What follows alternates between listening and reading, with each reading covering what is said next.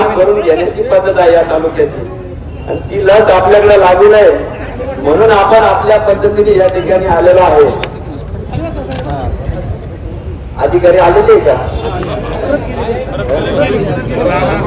वाड्यावरून phone आला सध्या, हरकत नाही. या ठिकाणी मित्रांनो अनेक वक्त्यांनी माझ्या आधी सगळे मुद्दे घेतलेले आहेत. बोलण्यासारखी खूप मोठी यादी आपल्या हातात आहे. ही वेळ आपल्यावर का आली? खरं तर ही भूमिका काय आपण राज्य सरकारच्या विरोधात नाही, परंतु या तालुक्यातील ज्यांनी पालकत्व स्वीकारलं, 30-30 वर्ष ज्यांच्याकडे लाल दिव्याची गाडी आहे, तालुक्यात नव्हे जिल्ह्यात ज्यांचा त्या ठिकाणी नेतृत्व आहे, पालकमंत्री आहे, जिल्ह्याचे खासदार त्यांचे आहे, सगळे जिल्ह्याचे पदाधिकारी पक्षाचे त्यांच्या ताब्यात आहे. 1.5-2 वर्ष झालं त्या ठिकाणी जिल्हा परिषद, पंचायत समिती, नगरपालिका अस्तित्वात नाही. जिल्हा परिषदेचे सीओ असतील, कलेक्टर असतील, SP असतील, सगळे अधिकार ज्यांचे आदेश ऐकतात, असं सगळं केंद्रीकरण सत्तेचं ज्यांच्या भोवती झालेलं आहे. त्यांनी ज्या पद्धतीने त्या ठिकाणी भूमिका घेतली पाहिजे ती न घेत असल्यामुळे, आपल्यावर सातत्याने होत असल्यामुळे, अन्याय होत असल्यामुळे आज आपण खरं तर ही आपल्यावर वेळ आलेली आहे. आपल्याला ज्ञात आहे, आपला इतिहास मागाशी धनुभाऊंनी सांगितला की स्वर्गीय शंकररावजी कोल्हे साहेबांपासून आपण ही संघटनेमध्ये काम करतो. गेले अनेक वर्ष या ठिकाणी काम करतो. अनेक जण कोपरगावचा उल्लेख करत होते, परंतु मी आठवण देऊ इच्छितो की या शिर्डी नगरीचे देखील अनेक वर्ष आदरणीय स्वर्गीय शंकररावजी कोल्हे साहेब आमदार राहून राहिलेले आहेत. त्याच्यामुळं ही काही कोणाची जागिरी किंवा मक्तेदारी असं समजायचं काही कारण नाही. आणि म्हणून स्वर्गीय शंकररावजी कोल्हे साहेबांनी ज्या वेळी आपल्यावर अन्याय झाला, आपण जरी पक्ष कुठलाही असला तरी विषयानुरूप राजकारण करत आलेलो आहे. विषय जो असेल तो हाती घ्यायचा. शेतकऱ्यांवर ज्यांचं लक्ष तोच आपला पक्ष, हे धोरण घेऊन आपण चाललेलो आहे. दीन दलित गरीब दुबळ्यांवर ज्यांचं लक्ष तोच आपला पक्ष, हे धोरण घेऊन आपण कायम चाललेलो आहे. मग स्वपक्षाच्या विरोधात देखील अनेकदा आपण आंदोलन केले. गंडकरी शेतकऱ्यांच्या विरोधात साहेबांनी आंदोलन केलं. 3 महिने जवळपास नाशिकच्या जेलमध्ये त्या ठिकाणी साहेब राहिले. त्याचप्रमाणे पाण्याचा प्रश्न असेल, इतर कांद्याचे भाव असेल, दुधाचे मेळावे असतील, दुधाच्या विरुद्ध सरकारच्या विरोधात आवाज उठवणं असेल, आदरणीय दादांनी देखील अनेकदा पंचायत समितीवर असेल, जिल्हा परिषदेवर असताना त्या ठिकाणी त्यांचे पिंपरी निळवणीतील निळवंडे धरणासाठी आंदोलन असेल, त्याच्यानंतर त्यांची हृदयाची शस्त्रक्रिया इथं शिर्डी संस्थांच्या हॉस्पिटलमध्ये झाली. आजारपणात देखील लोकांचे प्रश्न सोडवण्याकरता रस्त्यावर उतरले. काही देखील आमदार झाल्या पहिल्याच अधिवेशनामध्ये निळवंड्याचे कालवे पूर्ण व्हावे म्हणून पायऱ्यांवर, सत्ताधारी पक्षात असताना देखील त्या ठिकाणी पायऱ्यांवर बसते, बोल धरला. अनेकदा सभागृहामध्ये किंवा दुधाचं आंदोलन असेल, वीज बिलाची होळी असेल, आपल्या समोर आपण या ठिकाणी केल्याचं बघितलेलं आहे. आणि म्हणून आपल्या इतिहास राहिलेला आहे की कधी पण आपण कोणासमोर झुकणार नाही आणि लाचारी आपल्या रक्तातच नाही, ही आपली चिन्ह राहिलेला आहे. आणि म्हणून आज जर बघितलं का 80% राजकारण, 20% समाजकारणाचा ध्यास आपण घेऊन या ठिकाणी काम करतो. त्या ठिकाणी जरी काही अन्याय झालेला असेल, 10-12 इलेक्शन्स आपण बघितले. दादांच्या वेळी 2-2.5 हजारांनी पराभव झाला. कोणामुळे झाला वेगळे सांगायची गरज नाही. मागच्या वेळी 400-450 किंवा 700 मतांनी ताईंचा पराभव झाला. कोणी मेवणे उभे केले स्वतःच्या स्वार्थासाठी, वेगळे सांगायची गरज नाही. 1 मताने स्वर्गीय कोल्हे साहेबांच्या MLC मध्ये पराभव झाला. कोणामुळे झाला हे सांगायची गरज नाही.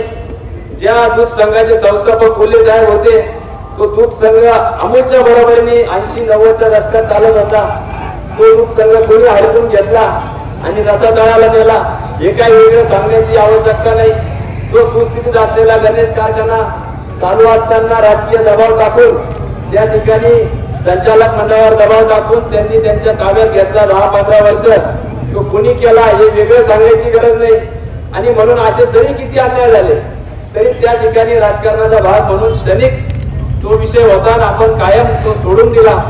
अनेकदा आपण संवत्सर ग्रामपंचायती सोडून दिल्या, पंचायत समितीसाठी मेवण्यांना जागा सोडली, जिल्हा परिषदेला जागा सोडल्या. याच आशेने की कधीतरी ते सरळ वागतील. 2 पिढ्यांनी त्यांचा अनुभव घेतला. मी म्हटलं नाही आता 3री पिढी आपण संबंध सुधारून घेऊ. शिवाजी दादा या ठिकाणी आहे.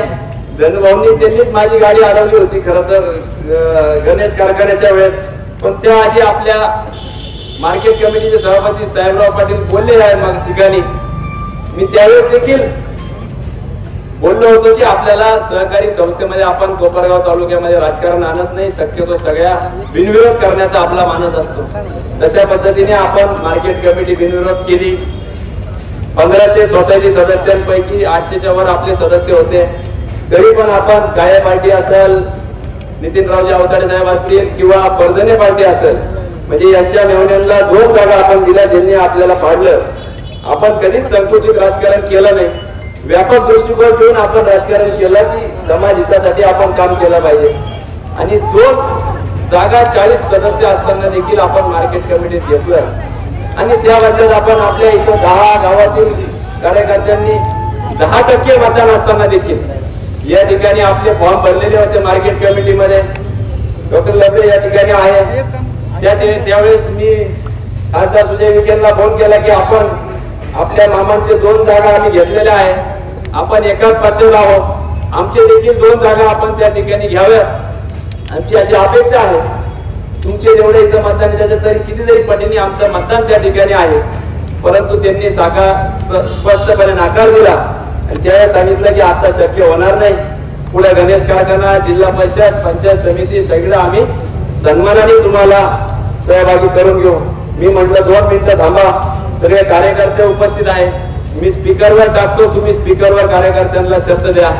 तात्या तुम्ही होते त्या मीटिंगला, स्पीकरवर टाकला. भैया तुम्हाला हे माहित नाही फसवणार नाही, मला हा पोरगा जरा बरा वाटतो, जरा चांगलं वाटतं म्हटलं पाहू आपण, आपल्याला विश्वास तर ठेवा लागेल. आणि झालं तेच, हे म्हणतात तशी ती चायना गेली, चले तो 4 तक नाही तो शांत. आणि ते संध्याकाळच्या आतच तो विषय आम्ही मागा घेतले ते इंग्लिश झाले. ते म्हणले की कधी बोललो आम्ही काही तुम्हाला कुठेही सहभागी करून घेणार नाही. आणि म्हणून धनुभाऊ त्यांच्या सगळ्या सहकार्यांनी त्या ठिकाणी पुरतंब्यात माझी गाडी अडवली. भैया आम्ही तुम्हाला म्हणत होतो, आता आमचं ऐकावं लागलं. आम्ही मागच्या तुमचं ऐकून फॉर्म मागा घेतली. गणेश कारखान्याला तुम्हाला त्या ठिकाणी भाग घ्यावा लागेल आणि म्हणून आपण त्या ठिकाणी गणेश कारखान्यामध्ये भाग घेतला.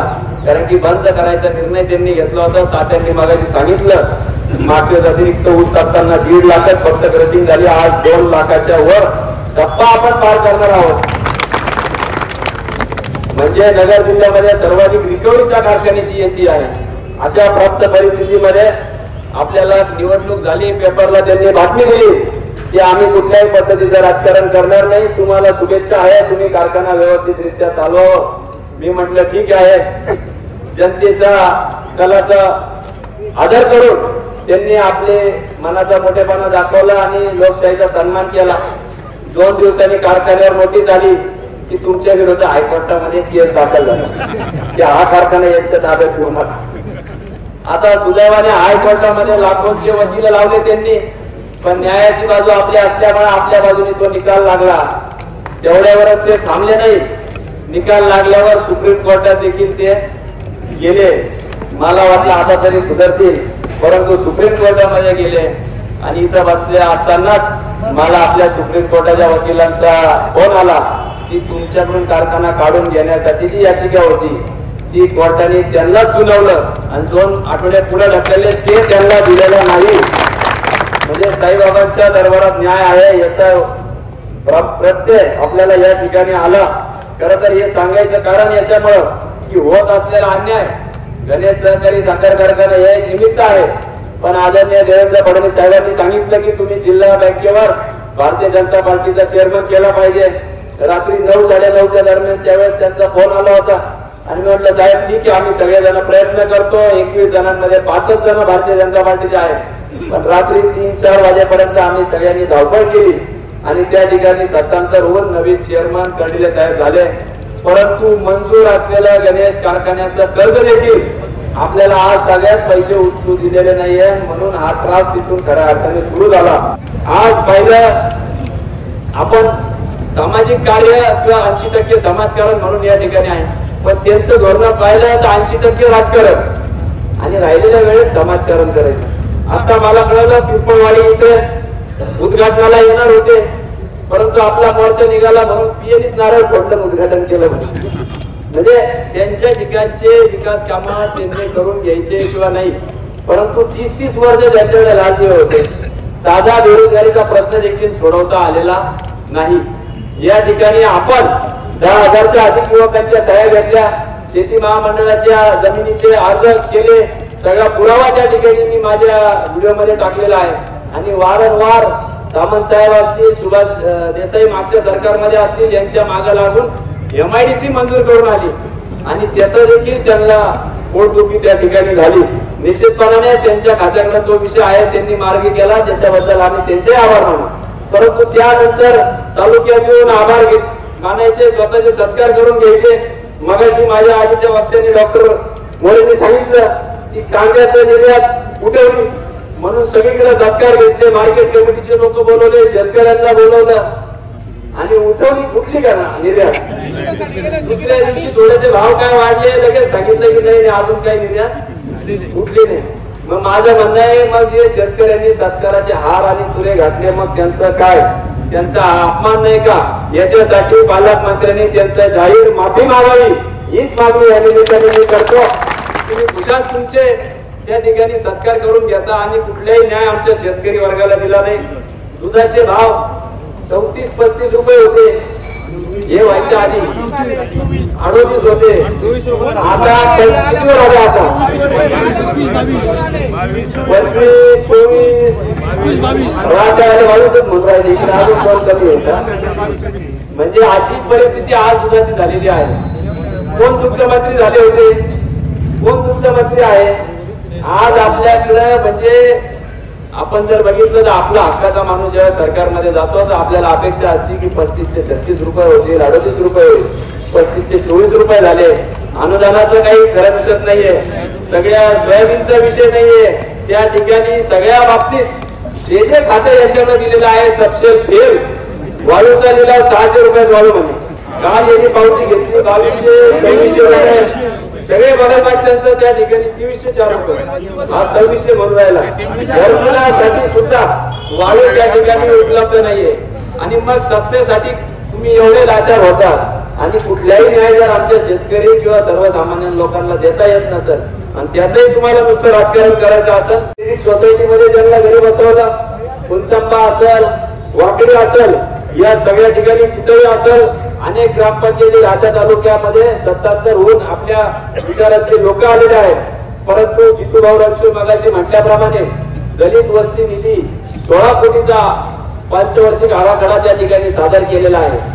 बरोबर निवडून आपल्या ग्रामपंचायतीतील लोकांना त्या ठिकाणी दलित वस्ती निधी दिलेला नाही.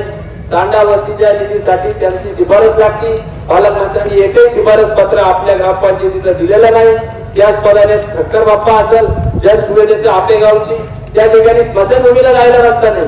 आणि या ठिकाणी जर झोपलेल्या प्रशासकीय अधिकारी त्यांच्या सांगण्यावरून जर अन्याय करत असाल तर पुढच्या वेळेस त्यांना आम्हाला अंतिम संस्कार करायला तुमच्या प्रणांगणात यावं लागेल. एवढंच या निमित्ताने मी सांगतो. एखाद्या जर व्यक्तीचा तिथं हे झाला तर, कारण की 3 वर्ष झाले ती मंडळी सातत्याने सांगते, कुठलाही दुधाभाऊ आदरणीय ताई वेळेस आमदार होत्या, केला नाही.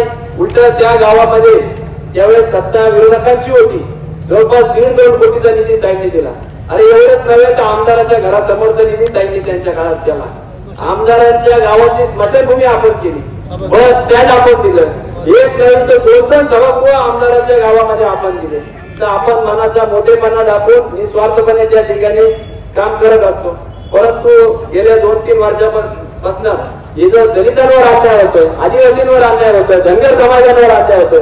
लोकप्रतिनिधी म्हणून आपल्या आमदाराची जबाबदारी होती की आपल्या तालुक्याच्या गोरगरीब जनतेसाठी तिथं आवाज उठवणं किंवा बोलणं. परंतु त्यांची गॅरंटी शेजारच्यांनी घेतलेली असल्यामुळे आपल्या तालुक्याच्या लोकांचं वाटोळ झालं तरी चालेल, परंतु मी यांच्या पायाशी बसून लाचारी पत्करत आपल्या लग्नामध्ये ती लाचारी नाही. स्वाभिमानाने आपण उभे राहू आणि लढू. हे छत्रपती शिवाजी महाराजांचे आपण सगळे मावळे आहोत. फक्त महाराजांच्या पुतळ्याला हार नाही घालू दिला म्हणजे त्यांना असं वाटतं की आपण घाबरून जाऊ. त्यांना मी एवढं सांगू इच्छितो की हा कोल्हे साहेबांचा नातू आहे, हा कोल्हे साहेबांचा वारसदार आहे.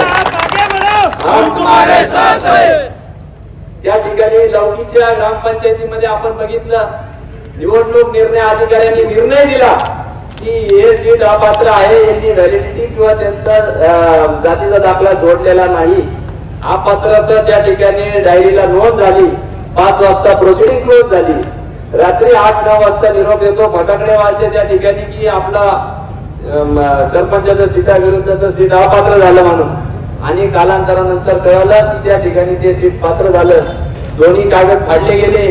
त्याचे धडधडी व्हिडिओचे पुरावे आपण दाखवले, कागद फाडतानाचे व्हिडिओ दाखवले. आणि मला अधिकाऱ्यांनी सांगितलं महसूलच्या की आम्हाला नगरवरून फोन आला.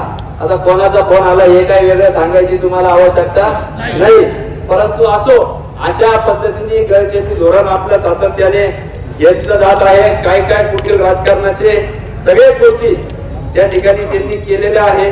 मी सगळ्या गोष्टींवर जात नाही, परंतु आज एवढंच सांगतो की आपल्या जरी आपली आज ही भूमिका असली तरी संयमाला एक मर्यादा असते. किती दिवस आपण संयम ठेवायचं. सातत्याने लोक माझ्याकडे येत राहतात की आपण त्या ठिकाणी काहीतरी भूमिका घेतली पाहिजे. अन्याय होत असताना अधिकाऱ्यांना फोन करत असतो. मजा एवढा गेला की आपल्या विरोधात खोट्या तक्रारी देखील पोलीस स्टेशन मध्ये केल्या की भविष्यामध्ये यांना कुठं जर संधी मिळाली तर यांच्यावर FIR असलं म्हणजे यांना तिथं संधी मिळणार नाही. परंतु मी प्रशासकीय अधिकाऱ्यांना देखील विनंती करतो, गेल्या 1.5-2 वर्षापूर्वी आम्ही आक्रोश मोर्चा काढला होता. काही मागण्या आम्ही दिल्या होत्या आणि सातत्याने दर महिन्याच्या पहिल्या किंवा दुसऱ्या सोमवारी आम्ही तिथं येत असतो आमच्या मागण्या पूर्ण व्हाव्यात म्हणून. परंतु कुठल्याही परिस्थितीमध्ये मागण्या पूर्ण झालेल्या नाही. गाय वधाचे प्रकरण मगाशी सांगितले, अर्जुन काय त्या ठिकाणी जळून खाक झाली होती. म्हणून आपल्या या अहंकार सोडला नाही तर आपली देखील काय परिस्थिती होईल ही लोकच ठरवतील. नाहीतर आम्हाला पक्षाला तरी विनंती आहे की पक्ष शिस्तीची कारवाई फक्त धडे आम्हाला देऊ नका. आमचे तालुका अध्यक्षांनी सांगितले की पक्षाचं कुठलंही काम असलं त्या ठिकाणी सरळ ऍप असेल, नमो ऍप असेल, वेगवेगळ्या याद्या असेल, एक बूथ 30 बूथ असेल, बूथ कमिटी असेल, तत्परतेने आम्ही सगळे त्या गोष्टी या ठिकाणी करत आलेलो आहोत. परंतु आपल्या पदरात 1.5 वर्षामध्ये काय पडलं तर नैराश्यच पडलेलं आहे. आणि म्हणून काही दिवस आपण संयमाने पक्षाकडे ही मागणी करू, नाही तर आम्हाला मोकळी द्यावी. आम्ही आमच्या पद्धतीने काय जो बंदोबस्त करायचा तो आमच्या पद्धतीने करू. आमच्यावर देखील पक्ष शिस्तीची जबरदस्ती करू नये, मोकळी सोडावी. त्यांच्या हातून पक्षाचे त्यांच्याहून अधिक काम आपण केले तरी आपल्याला ही वेळ जर बघावं लागली असेल तर ते दुर्दैव आहे. मी कायम नेहमी म्हणत असतो की गरिबी असली का लाजावी नाही, पैसे असले का माजावा नाही आणि सत्ता असली का गाजवावी नाही. आणि या ठिकाणी पैशाचा मान आणि सत्ता गाजवण्याचं काम चालू आहे. मी या निमित्ताने एवढंच सांगतो की अधिकाऱ्यांना वारंवार आम्ही आंदोलन उपोषण करणार नाही. अनेक आंदोलन निवेदन देऊन झालेले आहे. इथून पुढं आम्ही योग्य ती भूमिका घेऊ आणि वेळ पडली तर या तुमच्या मी मगाशी म्हटल्याप्रमाणे या जनता जनार्दन आहे, चंद्रकांत पाटील म्हटले, या जनतेने ठरवलं तर 50 वर्षाची तुमची सत्ता उलटून लावल्याशिवाय राहणार नाही. आणि त्याचं नेतृत्व करायला मी क्षणाचाही विलंब लावणार नाही. एवढंच